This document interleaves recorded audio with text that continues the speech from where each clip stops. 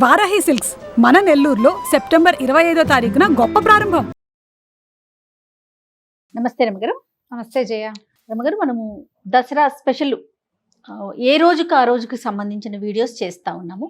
మొదటి రోజు పాడ్యమి రోజు, ఈ రోజు అనుసరించాల్సిన విధి విధానాలు ఏంటండి? అమ్మవారిని ఈ రోజున బాలా త్రిపుర సుందరి అవతారంలో వెలయిస్తారు. బాలా త్రిపుర సుందరి అంటే 9 ఏళ్ల బాలిక స్వరూపంలో ఉన్న అమ్మవారు. ఈ రోజున ఈ వెలయించడంతో పాటుగా ఇవాళ నుంచి మనం దసరా పూజలు మొదలు పెడతాము. నవరాత్రులు అంటే పొద్దున్నే కలశం పెట్టుకోవటం, ముందే ఇల్లు శుభ్రాలు అవి చేసుకుంటాం, చక్కగా మామిడి తోరణాలు కట్టడం, వాకిళ్ళకి గుమ్మాలకి పసుపు రాసి బొట్టు పెట్టుకోవడం, తులసమ్మకి కాస్త పసుపు రాసి బొట్టు పెట్టి ఒక దీపారాధన చేసుకోవటం, తర్వాత కలశం పెట్టదలుచుకున్న వాళ్ళు కలశ స్థాపన ఉదయం చేసుకుంటాం. కలశం పెట్టడము, అఖండం పెట్టదలుచుకుంటే అఖండం కూడా ఒక చిన్న మంచి మూకుడు, పెద్ద సైజు మూకుడు తీసుకోవటం, దానికి పెద్ద ఒత్తి, దానికి సరిపడా కొంచెం లోపల 2-3 చుట్లు వచ్చి పైకి ఒత్తి వచ్చేలాగా పెట్టుకోవాలి. కరెక్ట్ గా వేసామనుకో ఒత్తి ఇదైపోతుంది కదా, కొడి తీసిన కొద్దీ ఒత్తి చిన్నదైపోతుంది. అట్లా కాకుండా మెలిపెట్టిన వత్తిని ఒక 2 రౌండ్లు లోపల నూనెలో ఉండాలి, ఒక్కొక్కస పైకి రావాలి. మనం ఇది తీస్తున్న కొద్దికి సరిపోతుంది అనమాట. తర్వాత మా మూకుడులో చక్కగా నిండుగా ఆజ్యం పోస్తారు. మీరు నెయ్యి పోయదలుచుకున్నారో నూనె పోయదలుచుకున్నారో మీ విధానం పోసుకోవటము. వెలిగించి ఒక చోట కదలకుండా జాగ్రత్తగా రక్షించగలిగే ప్రదేశంలో, చిన్నపిల్లలు ఉండకూడదు, గాలి తగలకూడదు, ఇతరత్ర నడిచే వాళ్ళ బట్టలు రెపరెపలు వస్త్రాలు తగలటము లాంటివి జరగకూడదు. అట్లా చక్కగా మంచి ఏర్పాటుగా ఒక చోట అఖండం వెలిగించి పెట్టుకోవటం, అఖండం పెట్టడము. తర్వాత ఈ కలశ స్థాపన చేసుకోవటము. ఒక వినాయకుడిని పెట్టుకుని చిన్న పసుపు గణపతిని చేసి వినాయకుడిని ఆవాహన చేసి తర్వాత విసర్జన కూడా చేసి పక్కకు పెట్టుకోవటం. అప్పుడు అమ్మవారి ఆరాధన మీరు ఏ పటం పెట్టుకోదలుచుకున్నారో ఒక పీట మీద, ఒకవేళ ఈ కలశం పెట్టము ఒక పీట వేసుకుని, లేదా మనకున్న రెగ్యులర్ దేవతార్చన ఎక్కడుందో అక్కడే ఈ అమ్మవారి ఫోటో మీరు ఏది పెట్టుకుంటున్నారో, సాధారణంగా పెట్టుకునే ఫోటో ఏంటంటే మనకి అమ్మవారి ఇట్లా కూర్చుని ఉంటుంది, పరమేశ్వరుడి మీద కూర్చున్నట్టు, అటు ఇటు సరస్వతి లక్ష్మి ఇద్దరు విసురుతున్నట్టుగా ఉండే పరివారంతో ఉన్న లలితా పరమేశ్వరి పటాన్ని అయితే బాగుంటుంది. మొత్తం అన్ని అవతారాలకి మనకి ఈ ఫోటో సరిపోతుంది. ఈ ప్రతిమ విశేషం ఏదుందో ఫోటో కానీ ఇంకో చిన్న ప్రతిమ కానీ పెట్టుకోవటం. తర్వాత అన్ని పువ్వులు అన్ని సిద్ధం చేసుకోవటం. ఏ రంగు వస్త్రాలు వేస్తాం రమ్మగారు? సాధారణంగా పింక్ మనం వేసుకున్న లాంటివి మంచిది. గులాబీ రంగు లేతదైనా, ఇందులో లైట్ కలర్, ఇందులో డార్క్ కలర్, బోల్డ్ అన్ని రంగులు ఉంటాయి కదా, ఏదో ఒక రకం వస్త్రం. అంటే మీరు ప్రతిరోజు ఒక వస్త్రాన్ని అమ్మవారికి సమర్పించటం, పూజ చేసుకుంటాము. వస్త్ర సమర్పణ చేసేటప్పుడు ప్రిఫరబుల్లీ పింక్ పెట్టుకోండి గులాబీ రోజు, మొదటి రోజు. సరే, ఇది ఏర్పాటు చేసుకోవటము. తర్వాత ఈ రోజున మొదటి రోజు కాబట్టి స్టార్ట్ చేస్తున్నాం కాబట్టి కొంచెం బాగా గ్రాండ్గా చేయాలని భావిస్తే కనుక మీరు పులిహోర, పాయసము అలాంటివి చేసుకోవచ్చు. అమ్మవారికి ప్రత్యేకంగా నివేదించేది ఏంటంటే ఇవాళ కట్టి పొంగలి, తర్వాత కేసరి, ఈ 2 నివేదన చేస్తారు. మీరు ఇంకా చాలా చేయొచ్చమ్మా. పాలు పళ్ళు పెట్టుకోవచ్చు. ప్రతిరోజు నియమంగా పెసరపప్పు నివేదన, పెసరపప్పు నానబెట్టడము, దాన్ని నివేదించటము. తర్వాత ఏమో పానకం చేసి పెట్టడము. మనము ఈ అమ్మవారి తాలూకు ఏ స్తోత్రం చదివినా కూడా అమ్మవారిది నామాలు పవర్ఫుల్. ఈ అంత పవర్ఫుల్గా ఉండే శబ్దాన్ని ఉచ్చరించడం వల్ల ఏమవుతుందంటే మన చుట్టూతా ఉన్న వాతావరణంలో ఒక రకమైన వేడి పుడుతుంది. ఏదైనా సరే, ఏ అమ్మవారి నామం అయినా కూడా దాంట్లోంచి ఒక ఉష్ణం వెలువడుతుంది, వేడి వెలువడుతుందని చెప్తారు. దానికోసం అనేది చల్లబరచడం కోసం అమ్మవారికి మనం పానకము, పెసరపప్పు తప్పకుండా నివేదించాలి. మిగిలినవి ఏవి చేసినా చేయకపోయినా ఇది చెయ్యాలని పెట్టుకోండి. ఇంత చాలా చేయొద్దు, ఇంత సులువుగా చేసి పెట్టుకోండి. బెల్లం నానబెట్టడం, పంచదార పానకం చేయొచ్చు, పనికొస్తుంది. పంచదార పానకం కూడా చలవని చెప్తారు. కొంచెము ఏలక్కాయలు, తర్వాత ఒక చిటికెడు పచ్చకర్పూరము, కొంచెం మిరియాలు, వీలైతే అవి గ్రైండ్ చేసి పక్కన పెట్టుకోండి. ఈ 10 రోజులు వాడుకోవడానికి పనిచేస్తుంది. అలానే ఆ చేత్తో ఈ చేత్తో ముట్టుకునేవి కాకుండా కొంచెం పై ఎత్తున జాగ్రత్తగా పెట్టుకోవటం, పానకం నివేదన చేసుకోవచ్చు. అక్కడి నుంచి అమ్మకి బాలా త్రిపుర సుందరికి సంబంధించినటువంటి స్తోత్రాలు చదువుకోవచ్చు. మీకు స్తోత్ర నిధి యాప్లో బాలా త్రిపుర సుందరి అష్టోత్తర శతనామావళి దొరుకుతుంది. అష్టోత్తర స్తోత్రము దొరుకుతుంది, శతనామావళి దొరుకుతుంది. ఆ 2 చదువుకోవటం మీ వల్ల అవేమీ కాదు. శ్రీమాత్రే నమః అంతే. మీరు దానికి ఒక లెక్క పెట్టుకోండి. శ్రీమాత చిన్నది కదా, అలా అనంగానే పూజ అయిపోయినట్టుగా అనిపించదు మనకి. 108 మీరు ఒక మాల పెట్టుకుని 108కి పూసలున్న మాలలు దొరుకుతాయి కదా, అవునండి. మాలతోటి అమ్మవారిని నమస్కారం చేసుకోవటం. ఆ మాలని మీరు 108 సార్లు జపం చేస్తే చాలా పర్ఫెక్ట్ గా సరిపోతుంది, చేయగలిగితే గనక. ఇంకా కుంకుమ పూజ కూడా ఈ రోజు నుంచి మొదలు పెట్టుకోవచ్చు. మనం చిన్న ప్రతిమ విశేషం ఏదైనా పెట్టుకున్నాం, ఇట్లా ఉన్న ప్రతిమ లేదు మన దగ్గర, చిన్న గుండ్రటిది లలితా త్రిపుర సుందరివి మనకి రాగిది పెట్టుకోవచ్చు, చాలా మంచిది. వెండిదో లేకపోతే పంచలోహాలదో బంగారు రూపు ఏదైనా లక్ష్మీ రూపు ఉందనుకోండి మన దగ్గర, దాన్నే త్రిపుర సుందరిగా భావించి బొట్టు పెట్టి పెట్టుకోవచ్చు. లక్ష్మీ రూపులు అందరి ఇళ్లలోనూ ఉంటాయి, ఏదో ఒక శ్రావణ మాసంలో కొనుక్కుంటాం కదా. పసుపు పెట్టండి, దాని మీద బొట్టు పెట్టండి, తయారైపోయింది అమ్మ. ఇక ఒక చిన్న దీంట్లో పళ్ళెంలో సెపరేట్గా పెట్టుకోండి, తమలపాకు వేసి దాని మీద ఈ అమ్మవారి ప్రతిమ విశేషం మన దగ్గర ఏది ఉంటే అది పెట్టుకోవటము.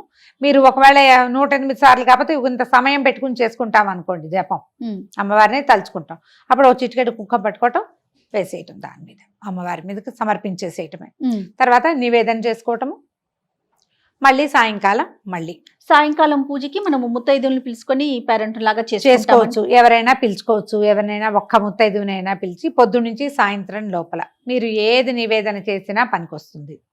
ఏ పండు నివేదన చేసినా సరే. మీరు ఇది కాకుండా ఒకవేళ ఇలా చేయలేము, మామూలు వంట చేసుకుంటాం, అన్నం పప్పు కూర ఏవో చేసుకుంటాం కదా, మహానివేదన అది కూడా నివేదన చేయొచ్చు. పాత్ర ఏ పాత్రలో వండుతామో ఆ పాత్రతో సహా తెచ్చి పెట్టచ్చు. లేదా ఒక అరిటాకులోనో ఒక వెండి పళ్ళెంలోనో, మనం ఎంగిల్ చేసిన పళ్ళాలు కాకుండా రోజువారీ మనం తినేవి కాకుండా ఒకవేళ అందులోనే ఉంటే దాంట్లో ఒక అరిటాకు వేసేయండి. అరిటాకులో ఈ చక్కగా అన్నము కూర పప్పు వేయటము, దాని మీద కొంచెం నెయ్యి వేసి ఒక చిన్న బెల్లం ముక్క, ఒక చెంచాడు పెరుగు వేసి చక్కగా నివేదన చేయండి. పూర్తి స్థాయి ఆహారం వచ్చినట్టు. కాదరమ్మ గారు, మనం ఇంట్లో తయారు చేసుకునే ఆహార పదార్థాల మీద కూడా బెల్లము నెయ్యి వేస్తే గనక అది పూర్ణ నివేదన కింద మనం ఇంకేం లేదు, ఒట్టి అన్నమే వండేవు నువ్వు, అన్నమే ఇంకేం వండలేదు, ఒట్టి అన్నం మీద కూడా ఓ బెల్లం ముక్క పెట్టడం, కొంచెం నెయ్యి వేయటం, ఇది పూర్తి నివేదన కింద అవుతుంది అన్నమాట. ఇది సమర్పించుకోవటము, ఒక నమస్కారం చేసుకోవటం. ఇప్పుడు ఈ మొత్తం ఈ 9 రోజుల్లో మనం చేసుకోగలిగేవి ఏంటంటే, రోజు లలితా సహస్రనామ పారాయణ చేసుకోవచ్చు. పొద్దున ఒకసారి, సాయంత్రం మళ్ళీ. ఒకవేళ కాదు ఇంకా ఇంకొకటి ఏదైనా చేయాలంటే లక్ష్మీ అష్టోత్తరం పారాయణ చేసుకోవచ్చు ప్రతిరోజు. లక్ష్మీ సహస్రనామం చేసుకోవచ్చు ప్రతిరోజు. ఈ 9 రోజులు ఏంటంటే మహాకాళి, మహాలక్ష్మి, మహాసరస్వతి రూపాలలోనే అమ్మవారు కొలవబడుతుంది. మీరు ఏ రూపంలో భావించినా ఆ రూపంలో మనకి కనపడుతుంది, మనం వెంటుంటుంది. ఎలా కావాలంటే అట్లా చేసుకోవచ్చు. అయితే లలితా సహస్రనామం చేసుకోవాలంటే సహస్రనామం చదువుకోవటం, ఓ చిటికెడు కుంకుమ పెట్టుకోవటం, చదువుకోవటం. ఈ కుంకుమని అమ్మవారికి సమర్పించేయండి. నివేదన చూపించి ప్రతిరోజు అమ్మవారిని కదపాలా, ఇలాంటి ప్రశ్నలు వస్తాయి. ఏమీ కదపద్దు. ఈ 9 రోజులు కూడా అలా కదిపే పని లేదు. మీరు పటం పెట్టుకున్నా, ప్రతిమా విశేషం పెట్టుకున్నా, కలశం పెట్టుకున్నా అమ్మ అక్కడ చక్కగా కూర్చుని ఉంటుంది. మనకి లలితా సహస్రనామాల్లో బాలా త్రిపుర సుందరి ప్రస్తావన చాలా క్లియర్గా చక్కగా స్పష్టంగా కనపడుతుంది. లలితా సహస్రనామాలు చూసుకుంటే మనం సహస్రనామం మనకి ఎట్లా నడుస్తుందంటే, అమ్మవారి సౌందర్య వర్ణన చేసిన తర్వాత భండాసుర వధ కోసం ఉద్యుక్తురాలే అమ్మ వెళ్ళినట్టుగా కనిపిస్తుంది. మొదటి రోజు అండి, అసలు మనకి లలితా సహస్రనామాల్లో అదే కనిపిస్తుంది. అదే మొదటి రోజునే బయలుదేరింది అనుకుందాం. ఈ బయలుదేరినప్పుడు ఆవిడ ఎలా వెళ్ళింది, ఎక్కడి నుంచి వచ్చాడు ఈ భండాసురుడు? పరమేశ్వరుడు మన్మథుడిని దహించినప్పుడు అదొక బూడిది కుప్ప అయిపోయాడట మన్మథుడు. బూడిది కుప్ప అయిపోయేసరికల్లా ఆవిడ రతీదేవి శోకించింది. అయ్యో, నీకు వివాహం చేసి నీ వల్ల సంతానం పొందాలి, సంతానం వల్ల తారకాసుర సంహారం జరగాలని ఇంత పని చేస్తే మన్మథుడినే భగ్నం చేశాడే భగవంతుడు. శివుడు ఏం చేశాడు, మన్మథుడినే భగ్నం చేశాడు కదా. ఇలా అయ్యిందని ఆవిడ దుఃఖిస్తే అమ్మవారు ఆమెకి ఏం చెప్పింది, ఏం పర్వాలేదు, నీకు కనిపిస్తాడు, అనంగుడుగా ఉంటాడు, శరీరం లేకపోయినా వాడు ఉంటాడు, అతను మన్మథుడు ఉంటాడు, నీ వరకు రతీదేవికి మాత్రం సాకారంగా కనపడతాడట అని చెప్పి వరం ఇచ్చింది. అయితే ఈ బూడిద కుప్పలా పడిపోయింది కదా, ఈ కుప్పలా పడిపోయిన బూడిదని ఈ పరమేశ్వరుడి యొక్క వెనకాల ఉంటారు కదా శివగణాలు, ఆ గణాలలో ఒకడు దాన్ని ఇట్లా ప్రతిమలాగా చేసాడు, ఒక బొమ్మ చేశాడట ఆ బూడిదతోటి. అప్పుడు అయ్యో అన్నారు, భండ భండ అన్నారు, ఇదేమిటి అని. ఆ భండు ఆ బూడిదతోటి తయారు చేయబడిన వాడు ఒక రాక్షసుడుగా మారాడు. శివుని దాంతో చేసిన వాడు శివుడు కాల్చిన బూడిద మన్మథుడి బూడిదే అది. కానీ మన్మథుడికి శరీరం వచ్చేసింది, అవశేషం కదా. ఈ అందుకని బూడిదలో చేతులు పెట్టి ఆడకూడదు అలాంటివి చెప్తారు కదా పెద్దవాళ్ళు. ఎందుకు? ఈ భండాసురుణ్ణి సంహరించడానికి లలితా త్రిపుర సుందరి తన సైన్యంతో సహా వచ్చింది. అందులోనే మనకి వారాహి వాళ్ళందరి స్వరూపాలు కనపడతాయి. లలితలో కనిపిస్తుంది ప్రత్యేకంగా. ఈ భండపుత్ర వధోద్యుక్త బాలా విక్రమనందిత అని ఒక నామం ఉంది. భండు యొక్క కుమారుణ్ణి సంహరించింది అమ్మవారు. ఏది కుమారి రూపంలో. బాల విక్రమనందిత అని చెప్తారు. బాల యొక్క విక్రమాన్ని చూసి సంతోషించింది అమ్మవారు. అమ్మవారి పుత్రికగా చెప్తారు ఈ బాలా త్రిపుర సుందరిని. మనం ఏమనుకుంటే ఆమె యొక్క బాలికా రూపం అనుకుంటాము. ఇట్లా చూపిస్తారు. మనం ఎట్లాగైనా చేయొచ్చు. ఓకే. అయితే ఈ రూపాన్ని మనం ఎట్లా ఆలోచించాలి? ఒక 9 సంవత్సరాల చిన్న కన్యకా స్వరూపం. మనకి ఫోటోలు కూడా కనిపిస్తాయి. చక్కగా పట్టుకుని వస్త్రాలు అవి చాలా ముచ్చటగా ఉండి లంగా జాకెట్ వేసుకుని జడ ముందుకు వేసుకుని ఉన్న బాలా స్వరూపం ఎంత అత్యద్భుతంగా ఉంటుందో. అవును. అమ్మవారి యొక్క ప్రార్థనా శ్లోకం ఏదైనా ఒకటి తీసుకుని బాల చదువుకోవచ్చు. నెంబర్ ఆఫ్ టైమ్స్ మీరు 108 పెట్టుకోండి. ఒక శ్లోకం చెప్తారా రమ్మగారు? చెప్తాం. అరుణ కిరణ జాలై రంజితా సావకాశ విధృత జపవటీకా పుస్తకా భీతిహస్త ఇతర కరవరాఢ్య ఫుల్ల కల్హార సంస్థ నివసతు హృది బాల నిత్య కళ్యాణశీల. ఇది ఒక శ్లోకం. ఇందులో ఇంకొకటి ఉంది.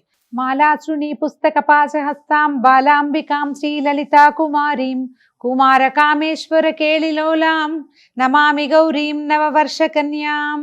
శ్లోకంలోనే నమామి గౌరీం నవవర్ష కన్యా, 9 ఏళ్ల కన్యకా స్వరూపంలో ఉండి కామేశ్వర కేళిలోల కామేశ్వరుడితోటి ఆడుకునేందుకు సంతోషించేటువంటి అమ్మని నేను కొలుస్తాను. శ్లోకంలోనే చెప్పబడింది. ఈ 9 ఏళ్ల కన్యకా స్వరూపంలో ఉన్నటువంటి బాలని ఈ తొలి రోజున మనం అర్చన చేస్తాం. మీరు ఇదంతా చెయ్యం. ఒట్టి నమస్కారం, దీపారాధన చేయండి, పంచోపచారాలు చేయండి, దీప ధూప నైవేద్యాలు అంతే. మధ్యలో గంధ పరికల్పన, పుష్పం కానీ గంధం కానీ పరికల్పన చేయండి. పువ్వులు పెట్టండి.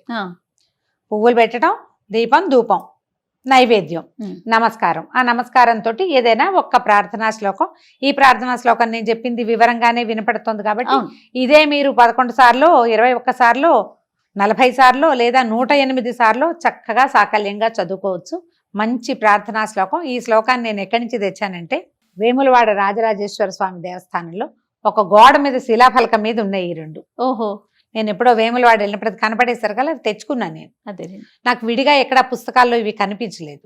మీకు ఎక్కడైనా దొరికితే అది చదువుకోండి. స్తోత్రనిధి యాప్లో బాలాంబికది మనకి అష్టోత్తరం దొరుకుతుంది. అష్టోత్తర శతనామావళి చెప్పుకోండి, పువ్వులు సమర్పించండి, నమస్కారం చేసుకోండి. సాయంకాలం ఇదే మనం రిపీట్ చేస్తాం. ఉదయం ఒట్టిగా నమస్కారం చేసుకుని లలితా సహస్రం ఏదో చదువుకుంటే సాయంత్రం ఈ విశేష సేవ ఉంది కదా, ఏదైతే మనం బాలాంబికకి చేసుకుంటామో అది చేసుకుని నమస్కారం చేసుకోవటమే. మళ్ళీ రేపొద్దున ఇంకొక దేవతామూర్తిని అర్చన చేసుకుంటాం. సంతోషం గారు. నమస్తే. నమస్తే.